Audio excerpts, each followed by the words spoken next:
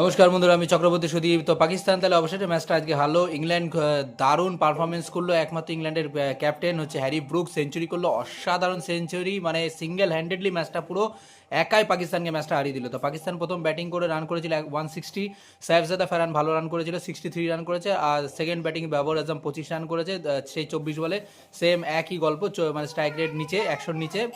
আর ইংল্যান্ডের হয়ে বোলিংয়ে উইকেট নিয়েছে লিয়াম ডসন 3খানা উইকেট, আর বাকি জোফরা আর্চার 2টো এবং আদিল রশিদ 2টো, এরকমভাবে উইকেট নিয়েছে। এবং ব্যাটিংয়ে যখন ইংল্যান্ড ব্যাটিং করতে আসে প্রথম থেকে উইকেট পড়তে থাকে, ফলো আপ করতে থাকে হচ্ছে শাহিন আফ্রিদি 4খানা উইকেট নিয়েছে। দারুণ বোলিং করেছে শাহিন আফ্রিদি এবং তাকে টক্কর দেওয়ার মতো অসাধারণ ব্যাটিং করেছে হ্যারি ব্রুক দারুণ পারফরমেন্স করেছে একা। মানে 10 বছরে এতগুলো যে ওয়ার্ল্ড কাপ হয়েছে, 10খানা ওয়ার্ল্ড কাপের মধ্যে প্রথম কোনো ক্যাপ্টেন যে সেঞ্চুরি করলো এবং সেঞ্চুরি করে ম্যাচ জেতালো চেস করে। তো ইংল্যান্ডের ক্যাপ্টেন হ্যারি ব্রুক সেঞ্চুরি করে সিঙ্গেল হ্যান্ডেডলি ইংল্যান্ডকে ম্যাচ জেতালো। তো ইংল্যান্ড ম্যাচটা 3 উইকেটে জিতলো। আর 160 রান খুব সহজেই হ্যারি ব্রুক এত সহজেই ম্যাচটাকে শেষ করলো যে দেখার মতো। আর লাস্টের দিকে তাকে সঙ্গ দিয়েছিল উইল জ্যাক্স। আর পাকিস্তানের বলার মতো তো শাহিন আফ্রিদি 4 উইকেট এবং উসমান তারিক 2 উইকেট। তো চলো, ফার্স্ট টিম হিসাবে সেমিফাইনালে চলে গেল ইংল্যান্ড।